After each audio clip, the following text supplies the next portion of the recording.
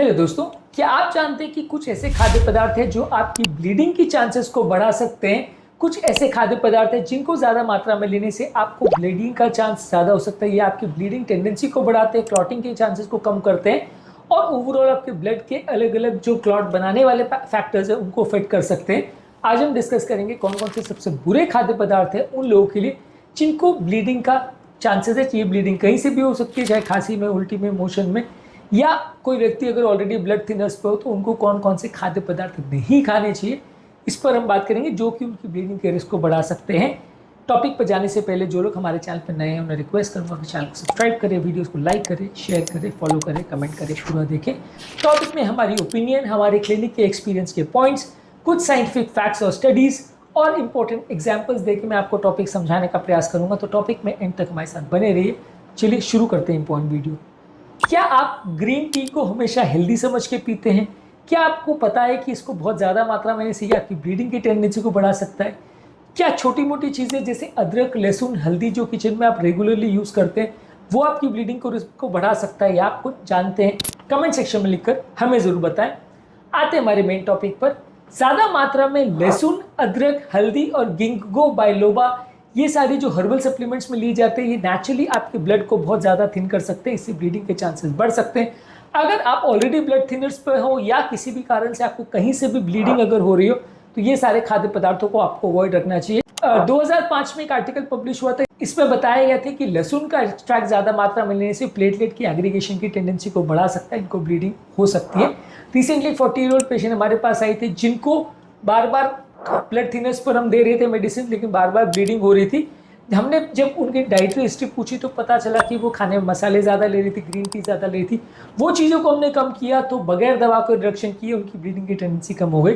तो ये natural blood thinners के चांसेस को या इनके इश्यूज़ को उतना अंडर एस्टिमेट नहीं करना चाहिए। प्रैक्टिकली भी काफ़ी प्रॉब्लम्स कर सकते हैं। इसके अलावा विटामिन ई के सप्लीमेंट्स ये आपके क्लॉटिंग पाथवेज को इनहिबिट कर सकते हैं, जिसकी वजह से ब्लीडिंग टेंडेंसी बढ़ सकती है।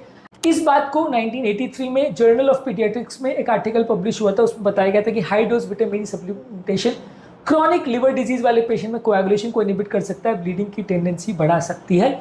ये सारी चीज़ों को आपको अवॉइड करना चाहिए। हमारे पास एक पेशेंट आए थे जो एट्रियल फिब्रिलेशन के लिए ब्लड थिनर्स पर थे, 55-year-old पेशेंट थे।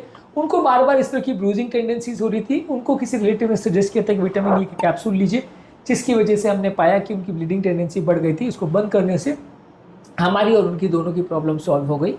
इसी तरह से ज़्यादा मात्रा में अल्कोहल लेने से आपके लिवर के फंक्शन को और क्लॉटिंग टेंडेंसी को अफेक्ट कर सकता है।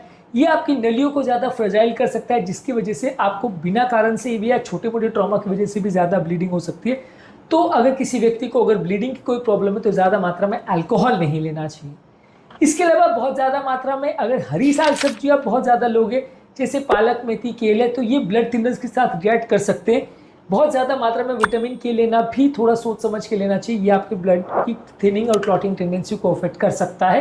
इस बारे में आपको विशेष ध्यान रखना चाहिए। जर्नल ऑफ क्लिनिकल फार्माकोलॉजी में 2010 में एक आर्टिकल पब्लिश हुआ था, जहाँ पे ये दिखाया गया था कि ज़्यादा मात्रा में विटामिन के लेना आपकी ब्लड की थिनिंग टेंडेंसी, जिसको INR वैल्यूज़ के टर्म्स में कैलकुलेट करते हैं, उसको ज़्यादा अफेक्ट कर सकता है। ये तो हमारे लिए लगभग रोज़मर्रा की बात है। रिसेंटली भी एक पेशेंट हमारे पास आए थे जो वॉरफरिन पे थे, उनका INR कंट्रोल ही नहीं हो रहा था, बार बार कभी कम ज़्यादा हो रहा था, जिसकी वजह से हमको दवा का डोज एडजस्ट करने में दिक्कत आ रही थी। हमने उनके खाने के पैटर्न को थोड़ा चेंज किया, उनको खाने में क्या क्या चीज़ें लेनी है नहीं लेनी इस पर चर्चा करी, हरी साग सब्जी पर चर्चा करी, जिसके बाद उनका ओवरऑल खाने का पैटर्न बेटर हुआ। तो ओवरऑल उनकी ब्लीडिंग टेंडेंसी भी इसके बाद बेटर हुई। तो ये काफ़ी कॉमन है हमारे उन पेशेंट्स में जहाँ नेचुरल ब्लड थिनर्स पर हम पेशेंट को रखते हैं। हरी साग सब्जी उनके ब्लीडिंग टेंडेंसी को अफेक्ट कर सकती है, ये खून को गाढ़ा करती है हरी साग सब्जी अगर विटामिन के ज़्यादा लेते हो तो। पर ध्यान रखने की जरूरत है अगर आप नेचुरल ब्लड थिनर्स पर हो तो यदि आप एक तरफ से खून को पतला कर रहे हो, दूसरी तरफ से खून को गाढ़ा करने की दवा दे रहे हो, तो दोनों साथ में देना नुकसान का सौदा हो सकता है। इसी तरह से हाईली प्रोसेस्ड फूड प्रोडक्ट्स और पैकेज फूड प्रोडक्ट्स जैसे चिप्स हैं, नूडल्स हैं, मीट्स है, ये सारी चीज़ें प्लेटलेट फंक्शन को इनहिबिट कर सकती है, जिससे ब्लड सेंसिटिविटी बढ़ सकती है, ब्लड की ब्लीडिंग टेंडेंसी बढ़ सकती है। इससे आपको ब्लीडिंग का चांसेस बढ़ सकता है यदि आप ब्लड थिनर्स पर हो। 2009 में एक आर्टिकल पब्लिश हुआ था एलर्जी जर्नल में, जहाँ पे दिखाया गया था कि सल्फाइड प्रोडक्ट्स जो है वो बॉडी में सिस्टमिक इफेक्ट्स प्रोड्यूस कर सकती है, जिससे ब्लीडिंग बढ़ सकता है। इसी तरह से क्रैनबेरी जूस के सप्लीमेंट्स भी आपके ब्लड थिनिंग टेंडेंसीज को बढ़ा सकते हैं अगर आप ब्लड थिनर्स पे हो। BMJ में एक आर्टिकल 2004 में पब्लिश हुआ था, जहाँ पे उन्होंने दिखाया था कि क्रैनबेरी जूस से खून पतला ज़्यादा होता है और ब्लीडिंग टेंडेंसी बढ़ सकती है। ये काफ़ी कॉमनली हम उन पेशेंट में देखते हैं जो यूरिनरी ट्रैक्ट इन्फेक्शन से बचने के लिए क्रैनबेरी जूस ज़्यादा लेते हैं। इसी तरह से बाकी और नेचुरल ब्लड थिनर्स है, जैसे लहसुन है, अदरक है, हल्दी है, दालचीनी है, प्याज है, गिंको बाइलोबा, ये सारी चीज़ों को बहुत ज़्यादा मात्रा में नहीं लेना चाहिए। इसके अलावा बहुत ज़्यादा मात्रा में नमक लेने से भी ब्लीडिंग टेंडेंसी बढ़ सकती है, आपके ब्लड प्रेशर को बढ़ा सकता है। अचार है, पापड़ है, नमक वाली खाद्य पदार्थ है, कैन फूड प्रोडक्ट्स है, सूप्स है, चीज़ है, ये सारी चीज़ों में एक्स्ट्रा नमक होता है, ये सारी चीज़ों को अवॉइड करना चाहिए। बहुत ज़्यादा मात्रा में चाय कॉफ़ी लेने से एक्सेसिव कैफीन भी बॉडी के आयरन अब्जॉर्प्शन को अफेक्ट कर सकता है, पेट को इरिटेट करता है, जिससे नेचुरल आपकी ब्लीडिंग टेंडेंसी बढ़ जाती है।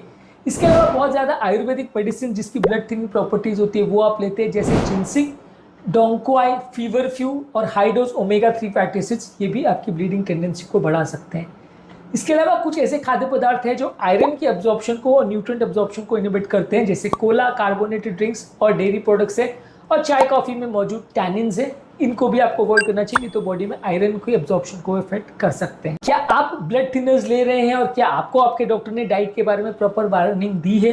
कमेंट सेक्शन में लिखकर हमें ज़रूर बताएं।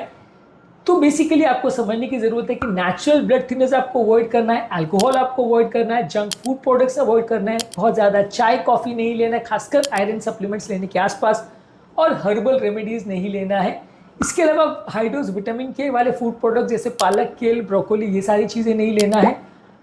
ग्रीन टी, क्रैनबेरी जूस और अल्कोहल बहुत ज़्यादा में नहीं लेना है। एनर्जी ड्रिंक्स और हेल्थ टॉनिक्स आपके ब्लड थिनर्स के साथ इंटरफेयर कर सकते हैं, ये सारी चीज़ें आपको ध्यान रखने की ज़रूरत है। यही इस मामले में हमारा फाइनल वर्डिक्ट है।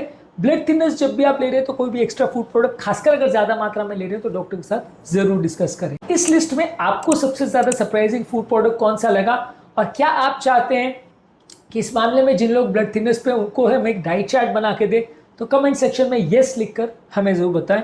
उम्मीद करूंगा कि आज के टॉपिक में कुछ नई बातें जानने को मिली होगी। जो लोग हमारे चैनल पर नए हैं उन्हें रिक्वेस्ट करूंगा कि चैनल को सब्सक्राइब करें, वीडियोस को लाइक करें, फ्रेंड्स और रिलेटिव्स के साथ शेयर करें, और आपके कमेंट्स का हमें इंतजार रहेगा। आपके कमेंट्स में जो भी आप लिखते हैं उन्हें हम रेगुलरली पढ़ते हैं, ये हमारे लिए मोटिवेशन का स्रोत भी होता है और काफ़ी कुछ नया भी हमें जानने को मिलता है। हम आपके काफ़ी प्रॉब्लम्स भी इस माध्यम से सॉल्व कर पाते हैं।